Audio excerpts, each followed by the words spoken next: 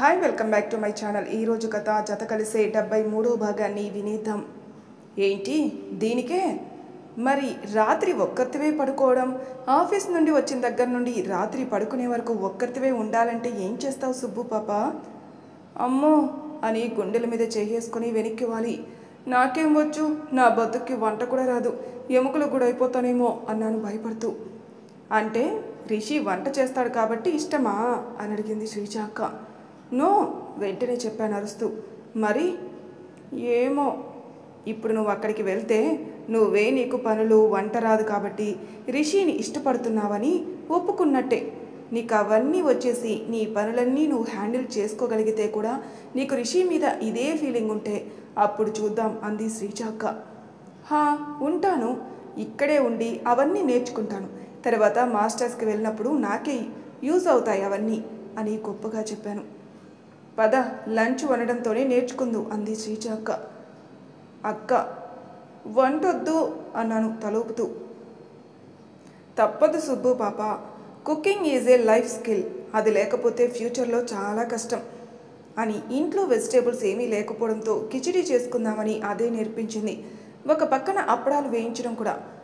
అర్థమైందా అని అడిగింది. అని తలూపాను. నువ్వేమీ చెఫ్ అవ్వాల్సిన అవసరం లేదు కదా, కొద్ది కొద్దిగా నీట్గా నేర్చుకో, నీ కుకింగ్ ఆకలి తీరిస్తే చాలు అని నవ్వి. అమ్మమ్మ ఎక్కడా అని చూసేసరికి దేవుడు బొమ్మలు పెట్టడానికి ఒక చిన్న సెల్ఫ్ రెడీ చేస్తుంది.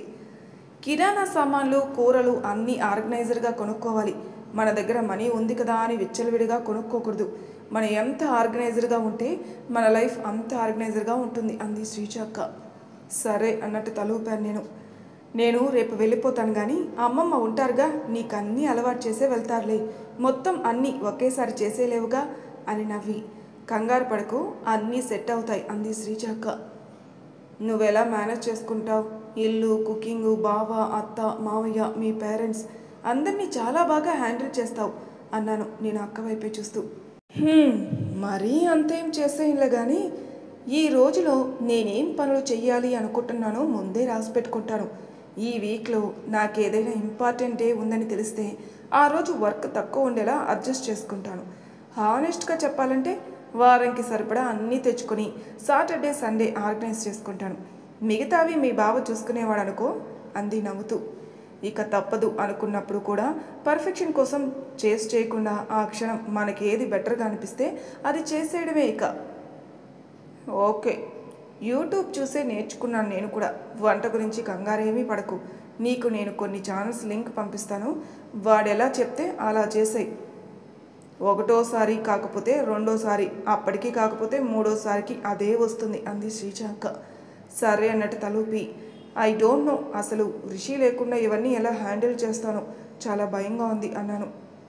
You are too young for this dependency Subbu అంది శ్రీజ అక్క. అర్థం కాలేదు అన్నట్టు చూశాను అక్క వైపు. ఈ మాట మీరిద్దరూ 50స్లోకి వెళ్ళాక చెప్తే బాగుంటుంది. 20స్లో నుండే ఒక మనిషి మీద ఎంత డిపెండ్ అయితే చాలా కష్టం తెలుసా. మనకి తెలియకుండానే ఒక రకమైన ఇన్ఫీరియర్ ఫీలింగ్ మనలో డెవలప్ అవుతుంది. లేనిపోని మెంటల్ ట్రామాలు, ప్రెజర్స్ వస్తాయి. తన మీద ఇష్టం ఉండడం వేరు, తన మీద ఆధారపడడం వేరు. నువ్వే స్టేజ్లో ఉన్నావో నీకు తెలియడం లేదని ఇన్ని రోజులుగా చెప్తున్నాను నేను. కొన్ని రోజులుగా నువ్వు ఇలా విడిగా ఉంటే ఆ పనులన్నీ నీకు వచ్చేస్తాయి కాబట్టి వాటి కోసం నువ్వు ఎవరి మీద డిపెండ్ అవ్వాల్సిన అవసరం ఉండదు. అప్పుడు కూడా రిషి పట్ల నీ ఫీలింగ్స్ ఇలానే ఉంటే దాన్ని ఏమంటారు అని అడిగింది శ్రీజ అక్క. లవ్ తడుముకోకుండా చెప్పాను నేను. So get ready for long distance relationship అంది శ్రీజ అక్క నవ్వుతూ.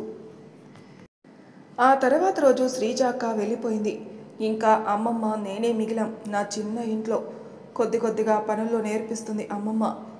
ఇవన్నీ ఇంత కష్టమైతే ఎలా చేస్తాడు అని నిమిషానికి 200 సార్లైనా తలుచుకుని ఉంటాను తనని. ఎన్నిసార్లు పాపం వెక్కిలు వచ్చేవో తనకి. కొత్తిమీర, పుదీనా, కరివేపాకు చెట్లు వేసుకొని నా బాల్కనీలో పెట్టుకున్నాను అమ్మమ్మ సలహా మీద. ఇంటికి దగ్గరలో ఉన్న కూరగాయల మార్కెట్కి వెళ్ళి కూరగాయలు, పండ్లు, పువ్వులు ఎలా కొనాలో, ఏదో వంటలో బేసిక్స్, అన్నం, పప్పు, చారు, ఫ్రై, కూరలు ఎలా చేయాలో నేర్పించింది అమ్మమ్మ. అంతలోనే ఊరి నుండి ఫోన్ వచ్చింది. పొలం గట్లు ప్రభుత్వం వేస్తున్నారు, వచ్చి జాగ్రత్తగా చూసి వేయించుకోమని. ఇక అమ్మమ్మకి తప్పని పరిస్థితి. ఉండగలవా ఒక్కరితివే? ఇంకా బయటకొచ్చి 3 రోజులు కూడా అవ్వలేదు. నేను నీకు సరిగ్గా ఏమీ మప్పలేదు. చేసుకోగలవా? మంజుని ఉండమని అడగనా అంది అమ్మమ్మ.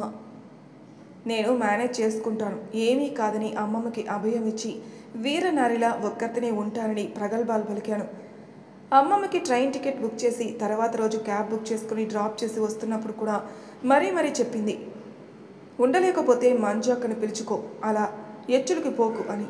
కానీ నాలో ఉన్న ఆల్ఫా ఫీమేల్ దానికి ఒప్పుకోదుగా. సరే అని చెప్పేసి రిటర్న్ ఇంటికి మెట్రోలో వచ్చేసి ఇంటి కీస్ తీసి కూర్చున్నా. చాలా భయం వేసింది ఒంటరిగా ఉండాలంటే. అసలు ఎలా ఉంటారు ఒంటరిగా దేవుడా అని మనసులోని హనుమాన్ చాలీసా చదువుకుంటూ వెళ్ళి అమ్మమ్మ వెళ్ళకముందే వంట చేసి పెట్టేయడంతో అది ప్లేట్లో పెట్టుకుని తెచ్చి టీవీ ఆన్ చేసుకుని కూర్చున్నాను సోఫాలో. దెయ్యాల సినిమా ఎఫెక్ట్ అనుకుంటా. కర్టన్స్ ఊగుతున్నట్టు, డోర్ కిర్కిర్మని సౌండ్ చేస్తున్నట్టు, నా వెనక ఎవరివో నీడలు కనిపిస్తున్నట్టు ఒకటే టెన్షన్. ఈ టెన్షన్లు భరించడం నా వల్ల కాక హై వాల్యూమ్లో మాస్ బీట్ సాంగ్స్ పెట్టి గబగబా తినేసి అన్ని లైట్లు ఆపేసి బెడ్రూమ్లోకి దూరాను పడుకుందామని. ఎక్కడా నిద్రపోయినా గాడిదను లేచి తన్నించుకున్నట్టు మర్చిపోదామని ప్రయత్నిస్తున్న ట్రామా మొత్తానికి ట్రిగర్ చేసినట్టయింది నా పరిస్థితి.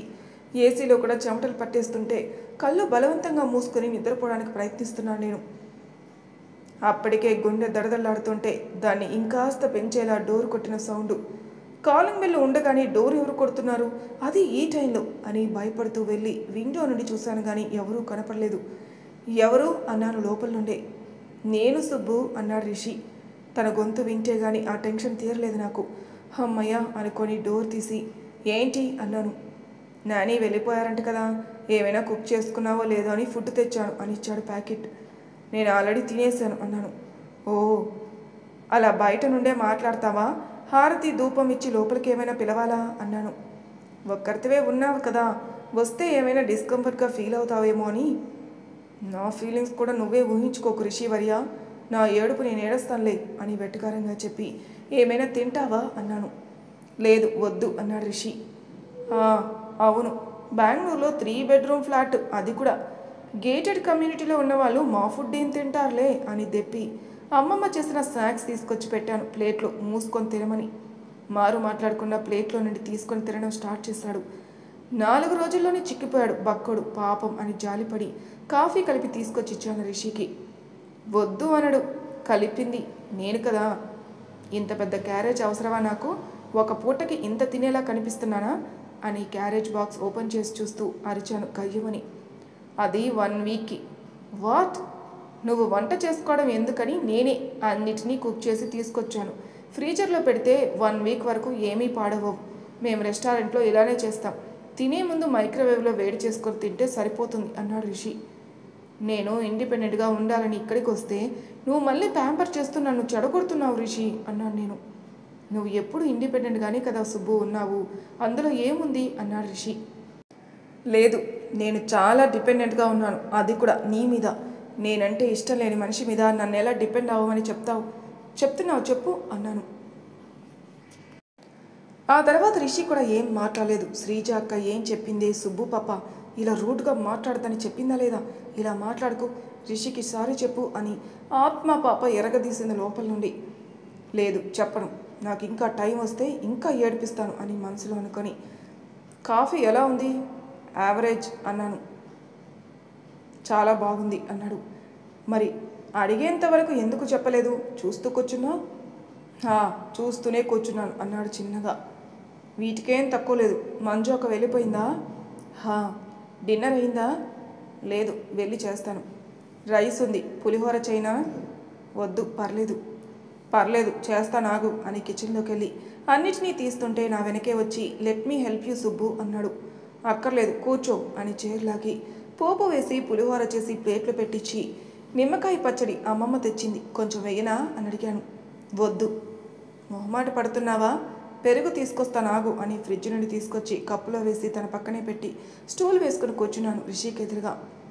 పల్లీలు వేస్తే బాగుంటుంది కానీ నీకు అలర్జీ అని వేయలేదు అన్నాను తన ప్లేట్లో నుండి జీడిపప్పు తీసుకొని తింటూ.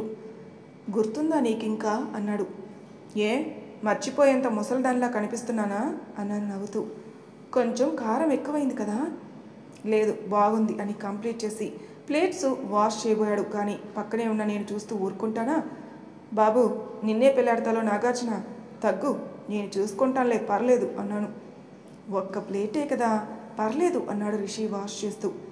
అందులో నాగార్జున చెప్పినట్టు గిన్నెలు బాగా తోమితే అందమైన వైఫ్ వస్తుందని అనుకుంటున్నావా అని అడిగాను రిషి వైపే చూస్తూ. నా వైపు చూసి నవ్వినట్టుగా నవ్వేసి, ఇంకేంటి విశేషాలు, ఎలా వెళ్తున్నావు ఆఫీస్కి అని అడిగాడు. నడుచుకొని ఇంకెలా వెళ్తా అన్నాను.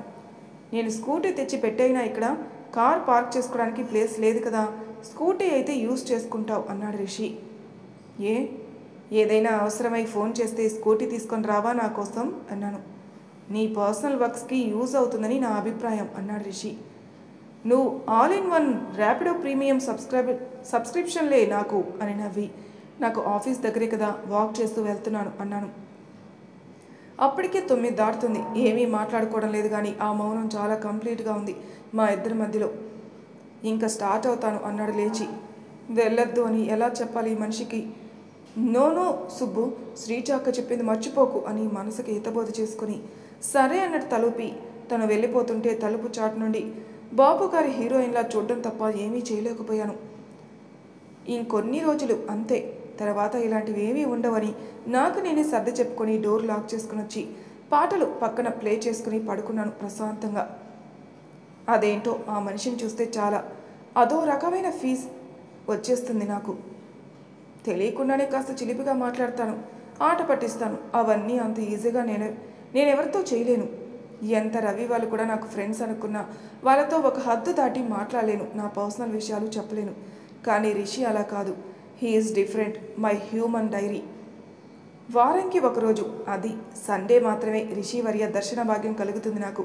తనని చూడగానే బోరుడి చెప్పాలని వారం రోజులు అనుకుంటాను, కానీ ఆ రోజు తను మంజు అక్క వచ్చి కాసేపు కూర్చొని మాట్లాడి వాళ్ళు తెచ్చిన లంచ్ నేను చేసిన ఐటమ్స్ కలిపి తినేశాక రిషిని జస్ట్ చూస్తూ తన ప్రెజెన్స్ని ఫీల్ అవుతూ మళ్ళీ వారం రోజుల వరకు ఈ జ్ఞాపకాల్ని మూట కట్టుకుంటాను తప్ప ఇంకొక మాటే మాట్లాడలేను ఎందుకో మరి.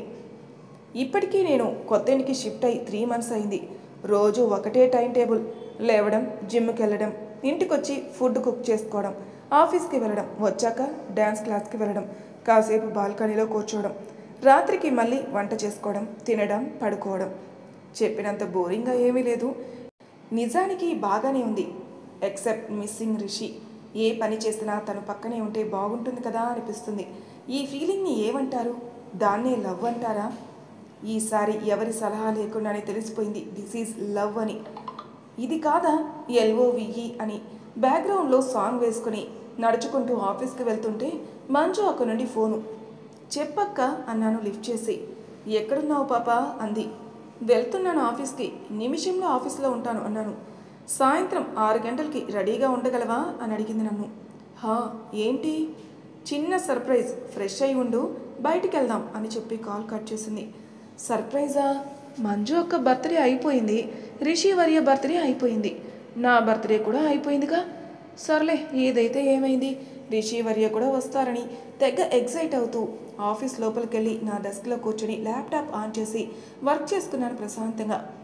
లంచ్ టైంలో అమ్మమ్మతో శ్రీజాక్కతో ముచ్చట్లు అయిపోయాక ఈవినింగ్ 5 వరకు 2 మీటింగ్లు ఎలాగోలా మేనేజ్ చేసి అవన్నీ అయిపోయాక సరిగ్గా 5 అయ్యేసరికి లాగౌట్ అయ్యి ల్యాప్టాప్ క్లోజ్ చేసి బ్యాగ్లో పెట్టుకొని రెడీగా ఉన్నాను ఆఫీస్ నుండి పారిపోవడానికి. చిత్ర, ఇన్ మై క్యాబిన్ ప్లీజ్ అని కాఫీ కప్ పట్టుకొని లోపలికి వస్తూ చెప్పింది రియా. తొందరగా వెళ్ళిపోవాలని అనుకుంటున్నప్పుడే పిలుస్తారబ్బా అని కొనుక్కుంటూ వెళ్ళి నించున్నాను ఆవిడ ముందు. సిట్ అని చైర్ చూపించి, రియల్లీ నైస్ ప్రోగ్రెస్ చిత్ర, ప్రాజెక్ట్లో నీ కాంట్రిబ్యూషన్ కనిపిస్తుంది. మన ప్రాజెక్ట్ ఎండింగ్కి వచ్చింది, నిన్ను వేరే ప్రాజెక్ట్కి షిఫ్ట్ చేస్తున్నాను, సేమ్ టూల్ మీద వర్క్ చేస్తున్నారు వాళ్ళు కూడా అని చెప్పి, ఇది ప్రాజెక్ట్ ఎండ్ బోనస్ అని ఒక చెక్ నా చేతిలో పెట్టింది. థ్యాంక్ యూ అని అది తీసుకుని ఆవిడతో కాసేపు మాట్లాడి బాయ్ చెప్పేసి సాంగ్స్ ప్లే చేసుకుని సరిగ్గా 2వ సాంగ్ ఎండింగ్కి ఇంట్లో ఉన్నాను నేను. అప్పటికే వచ్చేసి కింద వెయిట్ చేస్తున్నాడు రిషి, మంజు అక్క. అయ్యో అప్పుడే వచ్చేసారా, ఫోన్ చేయాల్సింది కదా, ర్యాపిడో బుక్ చేసుకునేదాన్ని అని లాక్ తీసి రమ్మని లైట్లు వేశాను. నేను కాల్ చేస్తాను కానీ మా తమ్ముడే ఆఫీస్లో బిజీగా ఉండుంటుందిలే అక్క, 5 minutes అని 15 minutes వెయిట్ చేయించాడు అంది మంజు అక్క. అయ్యో చాయ్ పెట్టనా అని ఇద్దరి వైపు చూస్తూ అడిగాను. ఏదో ఒకటి పెట్టు అని డోర్ క్లోజ్ చేసి ఏసీ వేసింది మంజు అక్క. ఎక్కడికి వెళ్తున్నావు ఇంతకీ? షర్ట్ పైన బటన్స్ తీసి కొప్పు పెట్టుకుంటూ అడిగాను. సర్ప్రైజ్ అంటే అర్థమేంటి సుబ్బు పాప? అర్థమైందిలే అని నా వెనకే వచ్చిన రిషి వైపే చూస్తూ ఏంటి అన్నట్టు కళ్ళెగరేశాను. నేను పెడతాను, వెళ్ళి కాసేపు రిలాక్స్ అవ్వు అన్నాడు రిషి. లేదు పర్లేదు అన్నాను. ఇప్పుడే కదా వచ్చావు, పర్లేదు వెళ్ళు అని నాకు చెప్పి టీ పెట్టాడు రిషి. మొహం కడుక్కొని వచ్చి కూర్చొని ఆ చెక్ ఓపెన్ చేశాను. ఎంత వచ్చిందా అని. 1,50,000. బాగానే ఉందిగా అనుకుని ఆ చెక్ జాగ్రత్తగా పక్కన పెట్టి బట్టలు మార్చుకొని రెడీ అయి బయటకు వచ్చేసరికి టీ కప్ ఇచ్చాడు రిషి. ఏంటి మంజు అక్క, హీరోయిన్లా రెడీ అయ్యావు, ఏంటి సంగతి? కళ్ళెగరేశాను అక్క డ్రెస్సింగ్ స్టైల్ గమనిస్తూ. సర్ప్రైజ్ అని ఇన్నిసార్లు చెప్తే నాకే బోరింగ్గా ఉంది. నువ్వు రెడీ అయిపోయినట్టేనా అంది. అయితే పదండి అని తొందర చేస్తుంటే నాకేదో అనుమానం వచ్చి రిషి వైపు చూస్తూ ఏంటి సంగతి అన్నాను. అక్క ఒక వ్యక్తిని పరిచయం చేస్తుందట నీకు అన్నాడు కారు డోర్ తీసి. థ్యాంక్స్ అని తనకి చెప్పి బ్యాక్ సీట్లో కూర్చొని ఎవరిని పరిచయం చేస్తున్నావు అని అడిగాను మంజు అక్కని కుదిపేస్తూ. 6 గంట ఆగితే తెలుస్తుంది అంది. అందుకని ఆల్మోస్ట్ మ్యాటర్ అర్థమైపోయింది నాకు. మంజు అక్కకి పెళ్ళి సెట్ అయిందా అని మెసేజ్ చేశాను రిషికి. సాంగ్స్ కోసం బ్లూటూత్ కనెక్ట్ చేశాడుగా, టంగుమని సౌండ్ కారంతా వచ్చింది. ఒక చేత్తో డ్రైవ్ చేస్తూ మెసేజ్ ఓపెన్ చేసి చూసి చిన్న స్మైల్ ఇచ్చి అవును అని రిప్లై ఇచ్చాడు రిషి. ఎంత బాగున్నాడు ఆ సింగిల్ హ్యాండ్ డ్రైవింగ్తో అని మనసులో అనుకుని ఎంతైనా మా ఓడి స్టైలే వేరు కదా అన్నాను మంజు అక్కతో. మీ వాడా ఎవడు అంది మంజు అక్క. మరి తర్వాయి భాగంలో ఏం జరుగుతుందని ఎపిసోడ్లో తెలుసుకుందాం. అంతవరకు నా ఛానల్ సబ్స్క్రైబ్ చేయని వాళ్ళు ప్లీజ్ సబ్స్క్రైబ్ చేసుకోండి, లైక్ చేసి షేర్ చేయండి. Thank you for listening.